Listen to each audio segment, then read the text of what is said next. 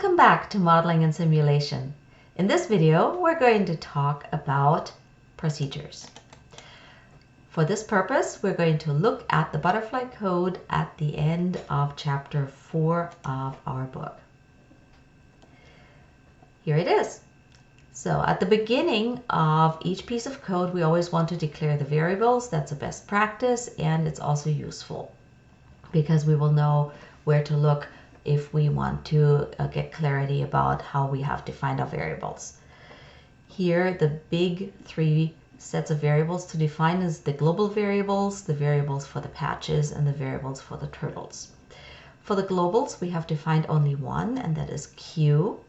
Q is the probability that the butterfly moves directly to the highest surrounding patch. Note here that there is a space between the angular bracket and our Q. For our patches state variable, we have elevation defined, and we have no variables defined for turtles. So now we have to build a number of procedures in order to work with the variables and in order to make our model go. The first procedure that we're building is our setup procedure. Our setup procedure initializes the entire model. To mark it as a procedure, we are starting with the keyword to. So our setup procedure is called toSetup. The end of our setup procedure is marked by the word end. And if we have started and ended the procedure correctly, we will see an expander that opens and closes, and the entire procedure is nicely framed here. So we are starting our procedure, our setup, by clearing everything in our world with CA. The next thing we're going to do is we're going to assign an elevation to our patches, and then we're going to set the color of the patches based on the elevation. So we are going to calculate the elevation as the sine function of a patch's x and y coordinates. The maximum elevation is going to be 400. That is when the sine is 1.0. So here we're setting the elevation to 200, that's our lowest point, plus 100 times the sine of the x coordinate times 3.8 plus the sine of the y coordinate times 3.8. And then we're going to set the color of the patch, the P color, to the scale color of green for our elevation between 0 and 400. And that is the end of Ask Patches here. So then here comes our second part of our setup procedure, because we're going to have to create our butterflies now, right? We're going to create 500 butterflies with CRT 500 turtles, right?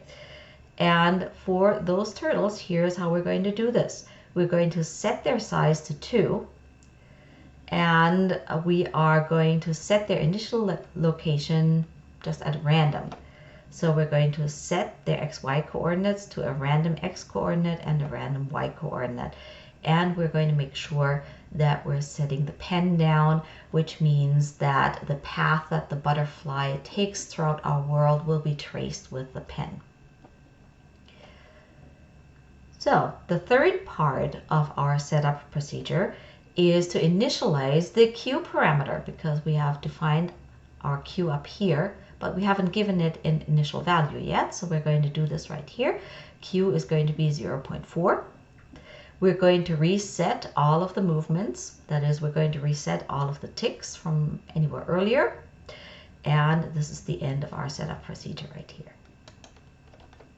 All right. So now we're going to have to configure the runtime. How is our model supposed to run? For this, we have the to-go procedure. Now, it's not just go, but it's to go because a procedure, again, has to be prefaced by the keyword to. And it ends with end. So we're going to ask our turtles, our butterflies, to move.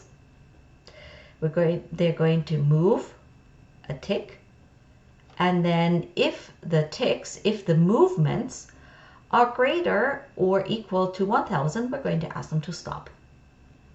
And that's the end of that. So now move has to be explained. What does it actually mean to move? Well, we're going to explain that in our sub-procedure right here. So here is our move procedure, and we're seeing here our if-else condition, which means our first bracket will be executed if the condition is true. The second set of brackets will be executed if the condition is false. So the true condition is uphill elevation. Our butterflies are going to move deterministically uphill. And the second condition is that our butterflies will move to one of their neighbors randomly. So here is the condition definition here.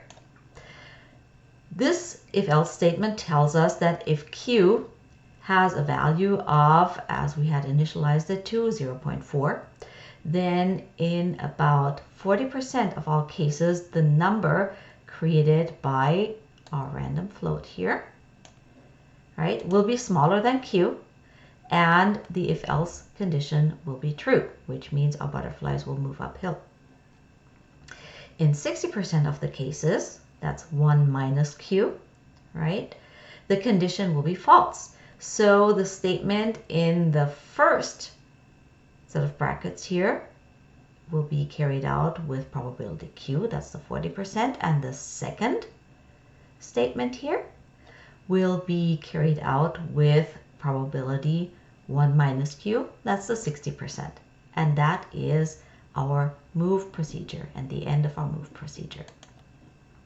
So now we can execute our code with the interface here. We're going to set things up, and then I'm going to slow the speed down a little bit here. We can see how our butterflies move.